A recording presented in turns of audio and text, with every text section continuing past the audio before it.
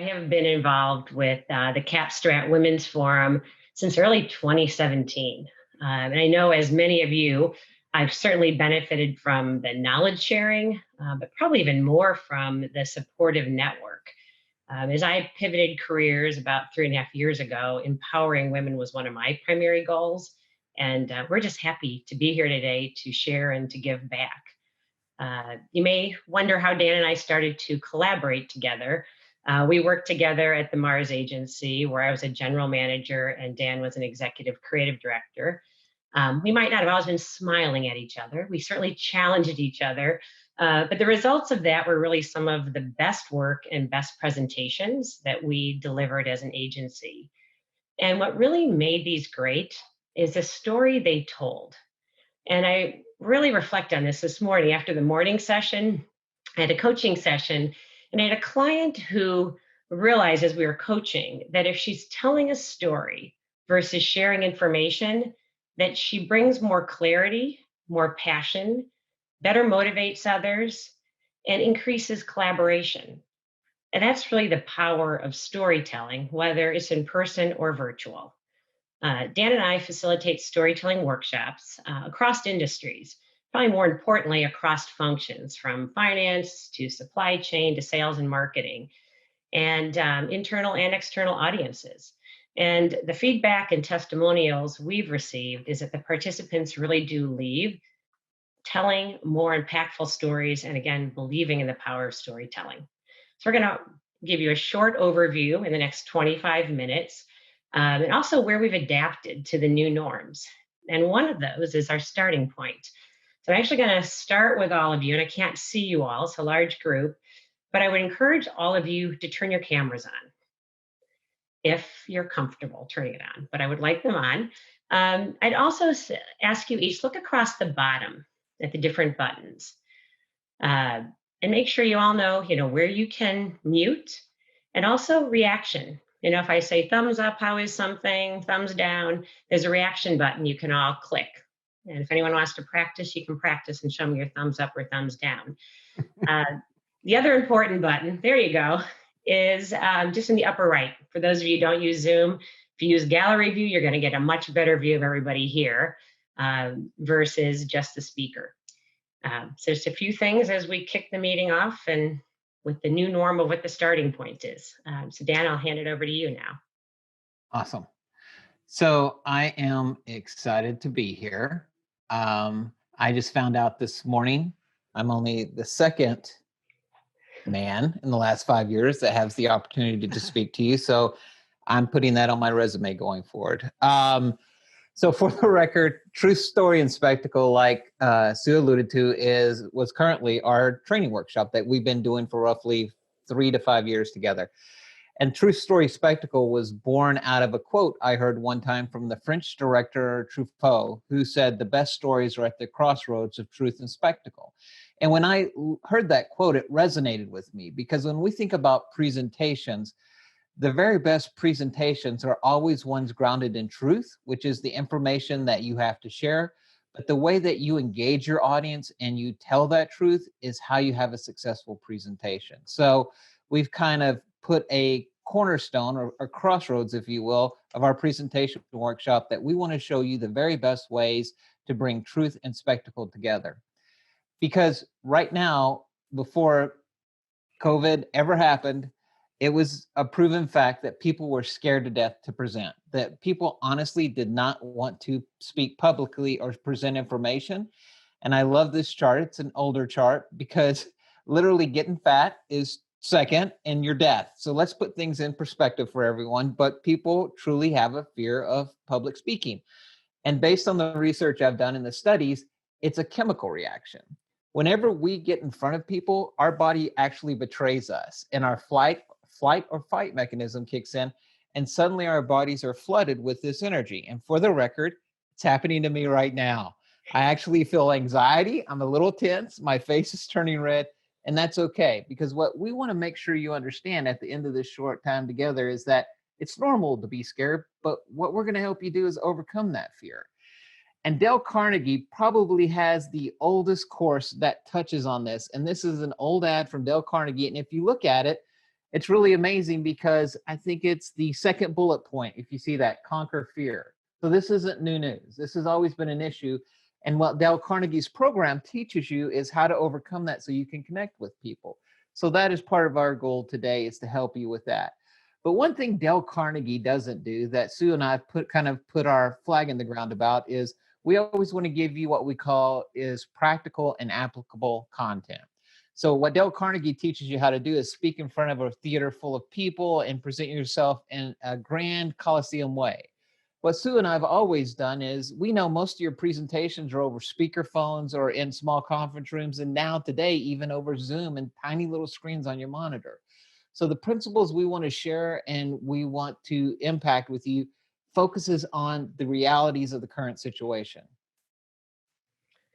So as Dan said, the new normal that we're working with today, we have always, or most recently, we have been an online and always on society. Well, now we're always on and only online society, which has certainly changed. And we don't feel that new norm is going away. If you look at the Zoom, next slide, users, and we've all seen this, right, have jumped from 10 million to 300 million in 3 months. And even more than that, you look at the announcements from Twitter and Facebook, these companies who are saying, we may not come back to an office. And I know here in Chicago, I don't know of a lot of people going back to the city in the downtown area the remainder of this year. So Zoom and our virtual presenting is here to stay. And as Dan alluded to a little bit when he was talking about the Dale Carnegie, we want you to leave with a few tips. We're here to help you feel comfortable in presenting, and we hope that's what you take away. For the record, this is my favorite warning sign, because if you look in the bottom left-hand corner, it does say, if you're encountering a mountain lion, you should offer up your children for sacrifice, which is something I've done on occasion. So it works, it's tested. This is probably one of my favorite quotes from a speechwriter. I know a lot of you in Chicago, so hopefully you know who Barack Obama is. But during his political campaign, he had a speechwriter named Jon Favreau, who basically helped him get elected. And Jon Favreau also worked with him for his first term as president.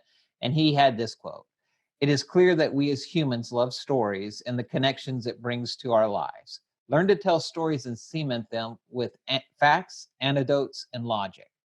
Truth and spectacle." And if you don't believe in the power of presenting, then you probably don't realize that when he stood up at a podium in Texas and announced that we were going to the moon in the next decade, the only thing NASA had successfully done is launched a dog into orbit and crash landed it. And what he did is he rallied a nation around it. And brands are built on their presentations. Steve Jobs' keynote speeches used to have waiting lines. People used to wait online for hours just to hear his keynote speeches. And basically, one of the biggest, strongest brands in the world was built on how Steve Jobs presented himself to Apple users and potential investors. So we know the strength of presenting from an emotional context. We know the strength of presenting from a leadership context, but we also know there's a business and brand fundamental in presenting. And when it comes to presenting, there are only really 3 components of any presentation: you, your content, and your audience. And I'm here to let you in on some good news. You get to control all 3. So that's your first hint about not being scared about presenting, because there is no bigger expert in the room than you about your content. You know what you're going to say, no one else does. And if you do your research and you really know your audience, you will have a successful presentation. And this doesn't change in the virtual world. It's just a question of how you control you, the content, and the audience. If you look at how you control you, one, internet speed. When I knew I was going to be home in the long haul and running workshops, I upgraded my internet speed. And even this afternoon, Dan was having some challenges, so I have the slides, again, just to control that we know we can control the way we're being perceived. Speakers, too. External speaker, or ensure whatever device you're using that people can hear you clearly. If you want a standing desk or you want to put some books on a counter, recognize also your energy level is not going to be the same if you're presenting for hours just sitting. What do you need to do to, move around a little bit? And I use an extra monitor. That way, when I'm actually looking at the screen, I'm not looking down, depending where your camera is on your computer. And from an audience, it's recognizing what devices they have. Reach out ahead of time, or I send a note or a reminder with the invite to join with a laptop or a tablet, knowing that if people are joining with a phone, they're not going to have the same experience. And I also am not going to be able to interact the same way with them. Use a password or admit people to the meeting. Know who's joining your meeting. Know who you're sharing, who you're allowing share screen privileges. And test the tech or know the buttons. This is actually what I just did with all of you to some extent. I always start a meeting recognizing that not everyone knows where all the buttons are. That way we don't lose the first 3 to 5 minutes with people asking, how do I get to that view? How do I mute? Review the technology right up front. And also join the meeting early. Let people know that if they have a question that you've got a time gap there 5 or 10 minutes ahead of time to allow for some test if the platform is new to some of your audience. Request cameras on. What I also recommend though is let people know ahead of time so you don't spring it on them. But again, upfront, set expectations. Know who controls mute. Make sure everyone knows where their mute is, but that you also control it so no one hijacks the meeting as they're typing loudly. And FaceTime. We're using slides now. I would recommend as often as possible, close the slides and let the gallery view so you can actually see each other and really interact. If you have a lot of content, send handouts ahead of time. That way they have those in front of them and we're not flipping between screens. The bottom right button, if you hit it, you'll leave the meeting. And obviously you won't have any presence, but also leave the meeting on a high note. So, I did that this morning too. That's bad preparation, just for the record. That's okay. So what I just did is, as you see the fatigue slide, look at the poll. Just curious how many of you have experienced Zoom fatigue? I also want to know who the one person is who hasn't. 3. Got a lot of people here. So I'm just going to end the polling.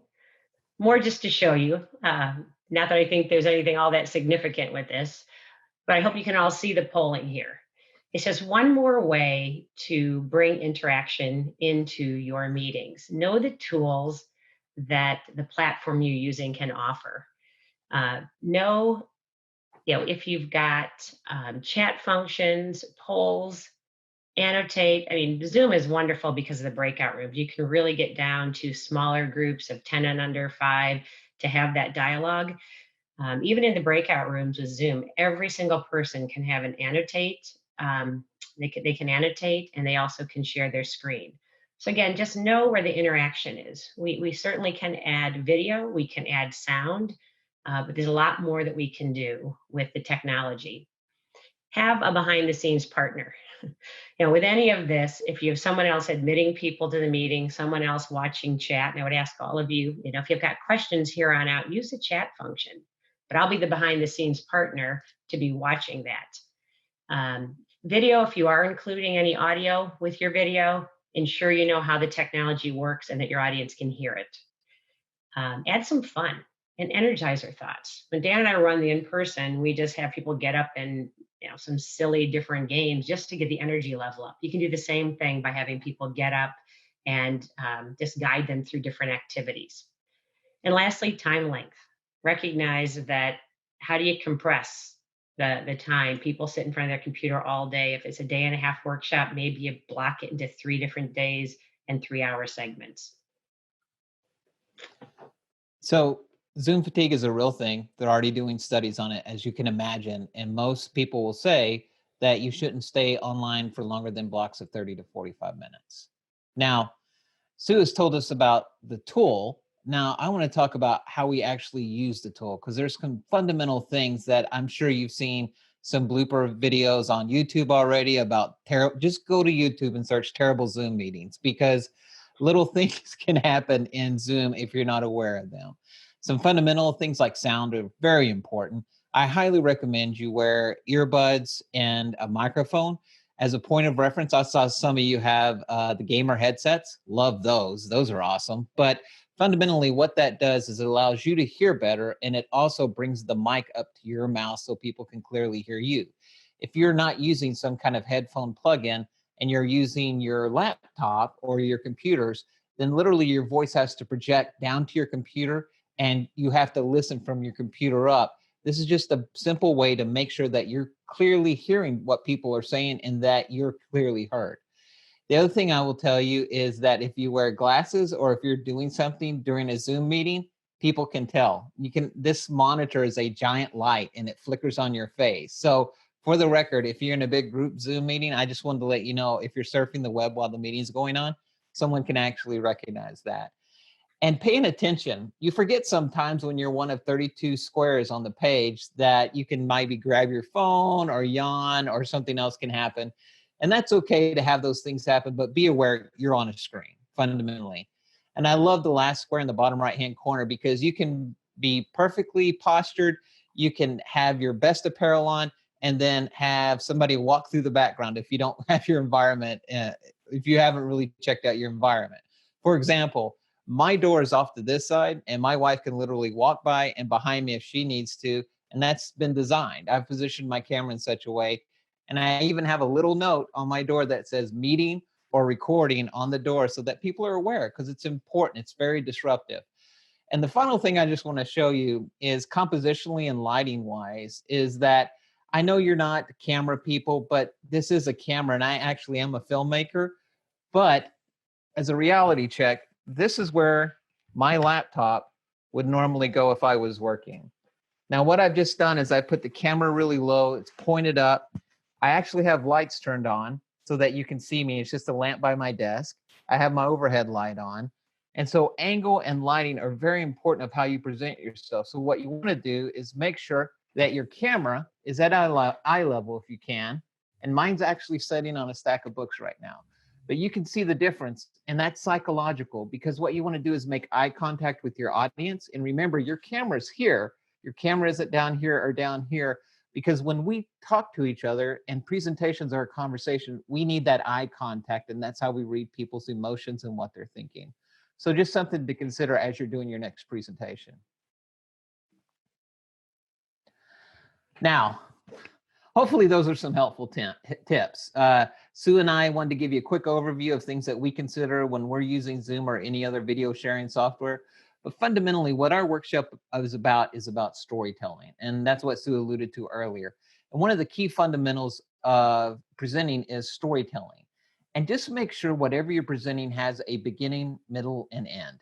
What you want is a provocative beginning where you lure people into your presentation. The middle carries the weight of the information that you need to share, but then you need to end on a high note. You need to really engage your audience and either give them what next steps of what to do or a reason to believe into your content.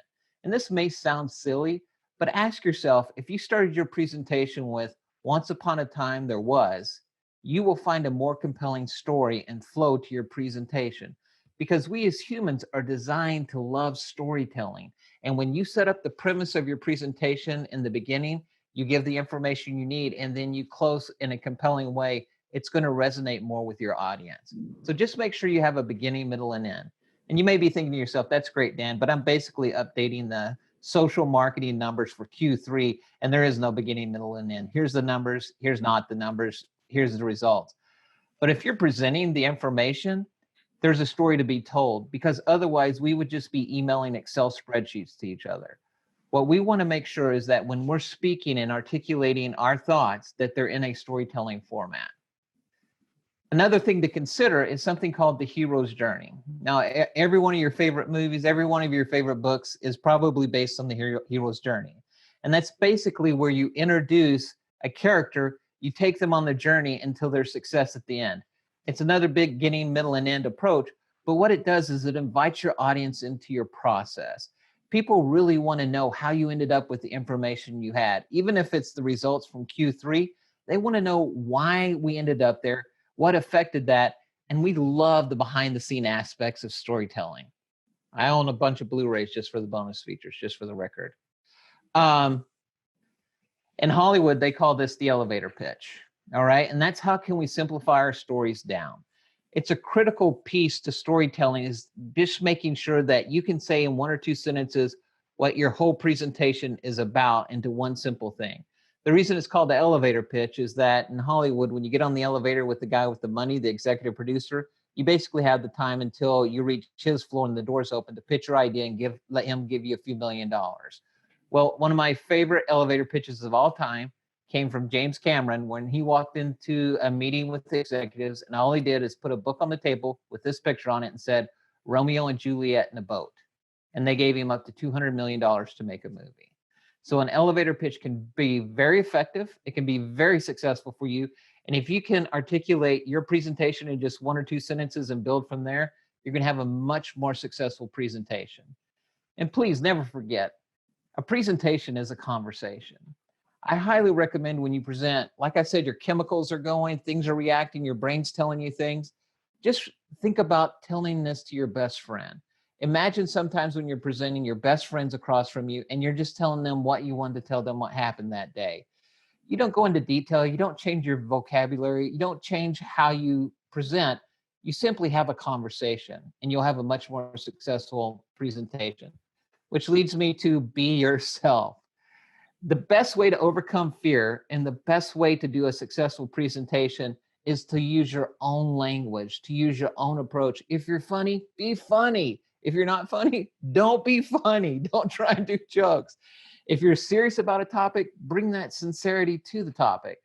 Sue and I in our full workshop, we have this whole section on acronyms, and Sue hates acronyms.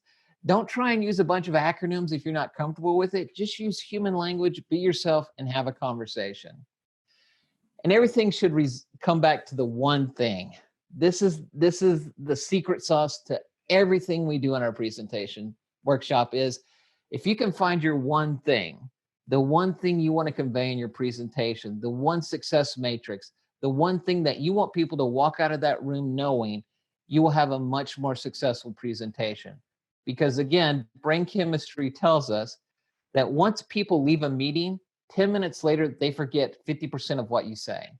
By the next day, it's 25%, and a week later, it's 10%. And why this is so critical to make sure that you're hitting those key points that you want people to take away is almost every meeting I've been involved in, it usually ends with something like this.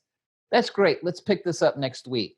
Or shoot me an email and let's talk about this tomorrow. Well, guess what? 75% of all your content is gone at that point. So make sure you're hitting that one thing really hard and really bringing it home. So here's how I want to conclude. This has gone fast, too fast for me, but I've told you a bunch of different things. I've tried to share with you some different storytelling aspects, but there's one particular thing I want to make sure that resonates with you from this short 25 minutes we're together. And that's the fact that anything can be a compelling story, even a paperclip. In this particular example, this paperclip basically changed my life. And I'll tell you why. When the iPhones first launched, I was first in line. I still have my iPhone 3. I love my iPhone 3. It was the greatest invention ever.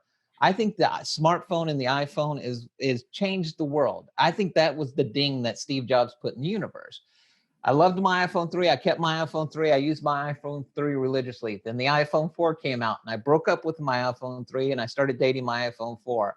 And then I used my iPhone 4. I used my iPhone 4, and then it stopped charging. And I got frustrated. So I went to the Apple store, and I said, well, it's not charging anymore. The iPhone 5 is out. I was thinking about upgrading anyway. So give me the iPhone 5. So I got the iPhone 5. Love my iPhone 5. My iPhone 5 is awesome. I'm using my iPhone 5. I head to London for 3 months. I land in London. My iPhone 5 stops charging. And I'm like, this is crazy. My iPhone 4 did the same thing. Now I feel like I'm stuck. And literally every night, I'm not over exaggerating, I would sit and hold my iPhone and my charger in a certain way for 20 straight minutes so that my iPhone would charge for the day. And if I moved just a little bit, it wouldn't charge. And I would do that every night because I couldn't get a new iPhone in London. When I went to the Apple store, there's a whole British UK thing going on and you couldn't get SIM cards. And I don't want to bore you with the technical difficulties, but for 3 months, that's how I charged my phone. As soon as I landed back in the States, I went to the Apple store and I said, the iPhone 4 didn't charge. Now the iPhone 5 doesn't charge. iPhone 6 is out, so I guess I'll just get an iPhone 6. And the guy said to me, we're a little backed up right now. Love to get you an iPhone 6, but why don't you go talk to Bob? He's our technology guy. He might be able to help you. So I go over to Bob, and like an Old West gunslinger, he pulls off one of those keychains that have the chain attached to it with the string and the big ring on it, like you'd see in the apartments with the guy who opens all the doors with all the keys. And he whips his keychain out, and attached to it is every possible charging port known to Apple products. He tries putting the charger in, and then hanging off of that keychain is a bent paper clip. He takes the paper clip, he puts it in the charging port, and he pulls out the biggest ball of lint you've ever seen in your life. I mean, you could roll this thing down hills and crush people with it, size of lint. And he looks at me, puts in the charger, says it should work fine now. And he says to me, yeah, you get lint buildup when you put your phone in and out of your pocket all the time. So I went home, I cleaned out my iPhone 4, it charged. I cleaned out my iPhone 5 and it charged. And I still have my iPhone 6. And that paperclip is still sitting on my desk to this day. Now, why did I tell you all that? That's not applicable to anything we just said. Well, it is, because I told you a compelling story. I set up a premise. Here's my problem. I took you through the information. I gave you the happy ending of a resolution. And I told it in such a way that now you can take that information back with you. And the one thing I wanted you to know is your smartphones get lint buildup in your pockets and you can use a paperclip to clean them out, okay? Once upon a time, there was a guy named Dan who had an iPhone. That's what we want to make sure you take away. Because believe it or not, I'm going to drop the big wow moment. P&G used to call this the aha moment. I'm going to drop the big aha moment on you. If you take nothing else away from the day, hopefully the paperclip thing you'll take away. But if you take nothing else away from this short time we've got to spend together, I just want you to hear these words come out of my mouth. This presentation is not your presentation. This is your presentation. A deck is not your presentation. PowerPoint is not your presentation. We want to put all of our information on the screen. We want to share as much information as we can. It doesn't matter. No one will ever remember a slide presentation that you do. What they'll remember is you. So never forget, you're the presentation, not the screen. Oh God. Dan and Sue, thank you so much. I have to tell you, I'm like smiling because I don't think anybody here is going to forget that story. And one of the things that we so focus on here at the Women's Forum is not just, delivering content that's inspiring, great speakers, but making it a memorable experience for women. And I know for me, this is something I'll remember. So thank you so much to you both, for sharing these strategies to strengthen our virtual delivery. I totally appreciate the importance of ensuring that we align our facts with the spectacular to tell a compelling story. And I think we can all relate to stories for sure. And, for those women here who have joined from, here in Florida, I know we're starting to venture back into the office.